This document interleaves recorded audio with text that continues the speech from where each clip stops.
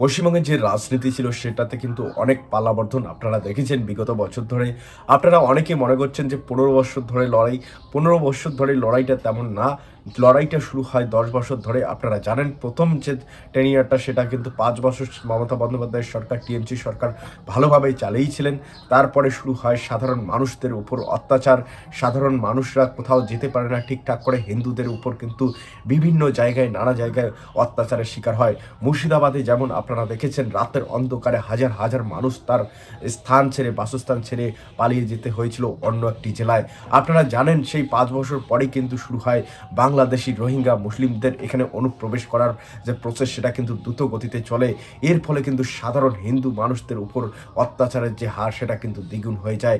এটা টিএমসি সরকার একটি এজেন্সির মাধ্যমে কাজ করছিল বা সিন্ডিকেট তৈরি করেছিল। আপনারা জানেন প্রত্যেকটি বুথে বুথে এমন একটা মোটা অঙ্কের টাকা ঢোকানো হয়েছে, যেই কারণে কিন্তু সেখানকার যে বুথের যে কর্মীরা রয়েছে তারা কিন্তু মরতে মারতেও কিন্তু কোনো রকম দ্বিধাবোধ করেনি। যে মানুষগুলো নিজের সংসার চালানোর জন্য কিন্তু বিভিন্ন জায়গায় কাজের ক্ষেত্রে যেতে হয়েছে, এই পশ্চিমবঙ্গের সাধারণ মানুষদের জন্য কোনো রকম কাজের ব্যবস্থা নেই। তাই তো লড়াইটা শুরু হয় ২০১৬ থেকে। এই লড়াইয়ে কিন্তু আপনারা দেখেছেন ২০১৬-তে ৩টি আসন বিজেপি সরকার পেয়েছে। তারপরের থেকে কিন্তু লড়াইটা আরও কিন্তু দ্রুতগতি হতে থাকে। আপনারা জানেন ২০১৬ থেকে প্রায় কিন্তু ২৬ অবধি মানুষের যে মৃত্যুর হার সেটা কিন্তু প্রায় ১০০ পার হয়ে গেছে। এত মানুষের নৃশংসভাবে হত্যা করেছে এই টিএমসি সরকার। আপনারা জানেন যখনই ভোট হয়েছে তখনই কিন্তু বিভিন্ন জায়গায় মানুষের যে মৃত্যু মিছিল সেটা দেখা গিয়েছে এই পশ্চিমবঙ্গে। সাধারণ মানুষকে রক্ষা করতে এবার ২০২৬ ইলেকশন কমিশন কড়া পদক্ষেপ নিয়ে সেন্ট্রাল বাহিনীকে মোতায়েন করে এই পশ্চিমবঙ্গে। প্রায় ৩ লক্ষেরও বেশি সেনা এই পশ্চিমবঙ্গের জন্য লাগিয়ে দেয়। আপনারা জানেন এই পশ্চিমবঙ্গকে কিন্তু বিভিন্ন স্টেট কাউন্টার করে রেখেছে, যেমন এখানে বাংলাদেশ, পাকিস্তান, চায়না এবং আমেরিকারও কিন্তু হাত রয়েছে এই পশ্চিমবঙ্গকে ভাইলেন্ট করার জন্য। আপনারা জানেন বে অফ বেঙ্গলে কিন্তু চীনের যে হস্তক্ষেপ সেটা কিন্তু দেখা যাচ্ছে, এবং আপনারা জানেন নর্থ ইস্টের যে স্টেটগুলো রয়েছে সেখানে কিন্তু আমেরিকার যে এজেন্সি রয়েছে সিআইএ এজেন্ট সেখানে কিন্তু ইনভলভ হয়েছে। আপনারা দেখেছেন নর্থ ইস্ট থেকে এখানে কিন্তু আমেরিকার একটা এজেন্টকে ধরা হয়েছে, এবং এখানে ইউক্রেনীয় কিছু কিন্তু এজেন্সিকে ধরা হয়েছে সেই জায়গাগুলো থেকে। সেখানে ধর্ম প্রচার করছে। আপনারা জানেন ইসাই ধর্মের কিন্তু বিশাল বড় নর্থ ইস্টে প্রভাব ফেলেছে, এবং সেখান থেকে কিন্তু বিভিন্ন জায়গায় মণিপুর যেমন জ্বলছে আপনারা দেখেছেন। এই মণিপুর জ্বলার পিছনে কিন্তু এই সমস্তগুলো কারণ রয়েছে। সেই সমস্ত দেশগুলো কিন্তু অস্ত্রপাতি এই জায়গাগুলোতে পাচার করছে, যাতে এই ভারতবর্ষে বিভিন্ন জায়গায় কিন্তু অশান্তি সৃষ্টি হয়। এর ফলে সরকারের পতন হয়। বিজেপি সরকার এই দেশে থাকলে তারা কিন্তু কোনো রকম প্রভাব ফেলতে পারবে না। এই কারণে কিন্তু সাম্প্রদায়িক যে দাঙ্গা লাগানোর চেষ্টা কিন্তু বিভিন্ন জায়গায় করতেছে। তার মধ্যে বিশেষ করেছে ওয়েস্ট বেঙ্গল রয়েছে। এখানটায় মুসলিমদের আধিপত্য বাড়ানোর জন্য বিভিন্ন দেশ তার কিন্তু বিভিন্ন জায়গা থেকে তাদের যে এজেন্সি সেগুলো কিন্তু লাগিয়ে দিছে। আপনারা দেখেছেন ইতিমধ্যে এই পশ্চিমবঙ্গ থেকে বিভিন্ন জায়গার কিন্তু এজেন্সির যে কর্মীরা রয়েছে, বাংলাদেশি কিছু নাগরিক এবং পাকিস্তানি কিছু নাগরিককে গ্রেপ্তার করা হয়েছে, যারা কিন্তু এখানে পশ্চিমবঙ্গের ভাইলেশন করার জন্য উঠে পড়ে লেগেছে। আপনারা জানেন রামের জন্ম হয়েছে ৭,০০০ বছর আগে, কৃষ্ণর জন্ম হয়েছে ৫,০০০ বছর আগে। তবু কিন্তু এই যে পৃথিবীতে হিন্দু দেশ কিন্তু আপনারা দেখতে পারছেন না। শুধুমাত্র অস্তিত্ব লড়াই লড়তেছে এই সনাতনী হিন্দুরা। আপনারা ১৯৪৭ সালে দেখেছেন হিন্দু মুসলিমদেরকে কিন্তু ভাগাভাগি করার জন্য কিন্তু একটি দেশ তৈরি করে দেওয়া হয় পাকিস্তান। আপনারা জানেন এখন যে বাংলাদেশ রয়েছে সেটা পূর্ব পাকিস্তান বা পশ্চিম পাকিস্তান নামে কিন্তু পরিচিত ছিল। আপনাদেরকে জানাচ্ছি এই মুসলিম রাষ্ট্র কিন্তু এক্সট্রা করে দেওয়া হয়, যাতে এই ভারতবর্ষ হিন্দুদের রাষ্ট্র হয়ে দাঁড়ায়। ১৯৪৭ সালে যখন দেশ ভাগ হয় এর জন্য কিন্তু প্রায় ৩৩% জমি এই মুসলিমদের জন্য দেওয়া হয়।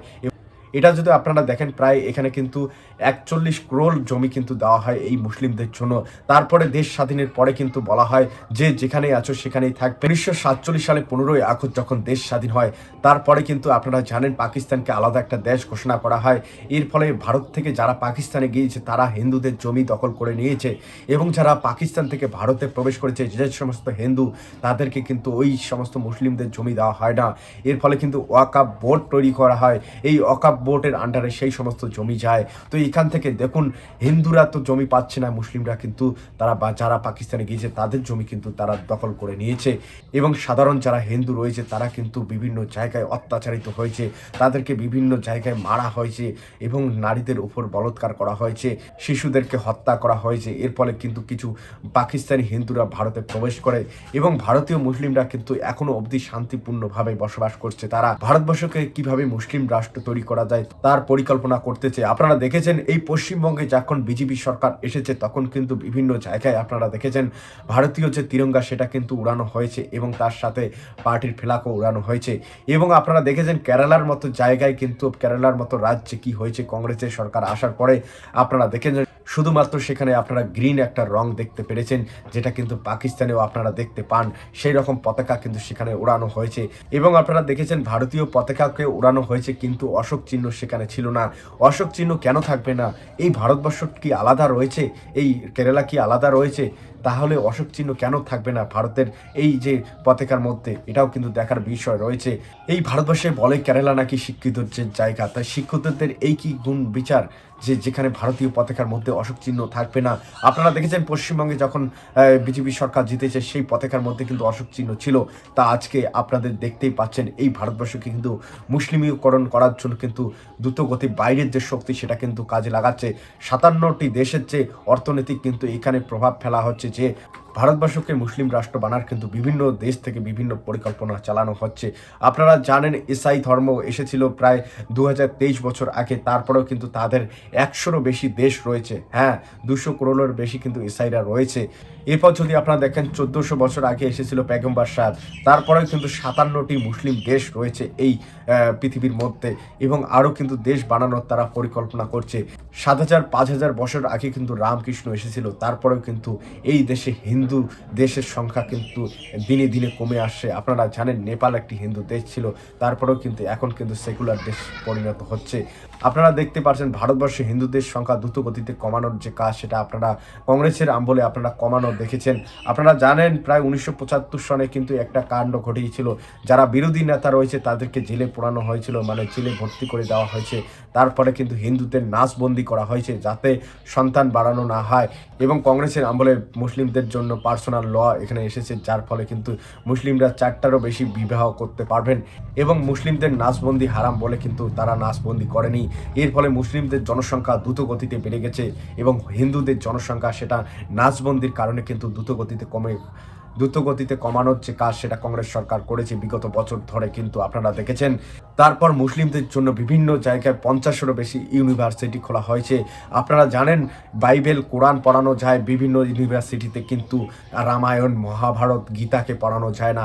আপনি যদি গীতাকে পড়ান তাহলে আপনার জেল পর্যন্ত হতে পারে। তাই কিন্তু আপনারা জানেন এই হিন্দুদেরকে কিন্তু রদ করার জন্য, হিন্দুদেরকে প্রভাব বিস্তার করার জন্য এই কংগ্রেস সরকার কিন্তু বিভিন্নভাবে দায়ী রয়েছে। কংগ্রেসরা কিন্তু বিভিন্নভাবে হিন্দুদেরকে ঠাসানোর যে কাজ সেটা করে আসছে বিগত বছর ধরে। আপনারা জানেন ওয়াকফকে কিন্তু বিশাল বড় পাওয়ার দিয়েছিল, এই কংগ্রেসেই পাওয়ার দিয়েছিল। এর ফলে আপনারা দেখেছেন বিজেপি সরকার কিন্তু এই ওয়াকফ বোর্ডের পাওয়ার কমানোর কিন্তু চেষ্টা করেছে। আপনারা জানেন ওয়াকফ বোর্ড যাকে দাবি করবে সেটাকে সুপ্রিম কোর্টে আগে কিন্তু কোনো রকম হস্তক্ষেপ করতে পারেনি, এবার কিন্তু সেটা করতে পারবে না ওয়াকফ বোর্ড। বিভিন্ন জায়গায় কিন্তু আপনারা দেখেছেন ওয়াকফ বোর্ড তাদের জমি বলে দাবি করেছে এবং সেটা কিন্তু তারা দখলও করে নিয়েছে। এর ফলে কিন্তু সাধারণ মানুষ তার যে জমিটা যে দাবি সেটাও কিন্তু করতে পারেনি, বিভিন্ন সুপ্রিম কোর্টে তারা যেতে পারেনি। এই রকম কিন্তু আইন নিয়ে এসেছিল এই কংগ্রেস সরকার ওয়াকফ বোর্ডে। তার ফলে কিন্তু সাধারণ মানুষের বিভিন্ন জায়গায় তাদের জমিকে ছিনতাইয়ের কাজ এই ওয়াকফ বোর্ড করেছিল। এর ফলে তারা কিন্তু কোনো কোর্টেই কিন্তু তারা যেতে পারতো না। তার ফলে কিন্তু মোদী সরকার এটাকে কারেকশন করে। এর ফলে কিন্তু সাধারণ মানুষ ওয়াকফ বোর্ডের যে পাওয়ার সেটা কিন্তু কমানোর কাজ করা হয়। ওয়াকফ বোর্ড যাকেই দাবি করুক না কারণ প্রক্ত প্রমাণ তাকে দেখাতে হবে, তারপরে কিন্তু সেটাকে দাবি করতে পারবে এবং এর বিচারাধীন কিন্তু অবশ্যই এবার সুপ্রিম কোর্ট বা হাইকোর্ট যেখানেই কিন্তু চলবে। এই যে ওয়াকফ বোর্ডের একটা পাওয়ার সেটা কিন্তু কমানো হয়েছে, কারণ এখানে আপনারা দেখুন হিন্দুদের জায়গা কিন্তু তারা মুসলিমরা পেয়েছে এবং মুসলিমদের জায়গা হিন্দুরা কিন্তু পাকিস্তান থেকে এসে তারা কিন্তু পায়নি এবং সেই সমস্ত জমিগুলো ওয়াকফ বোর্ডের আন্ডারে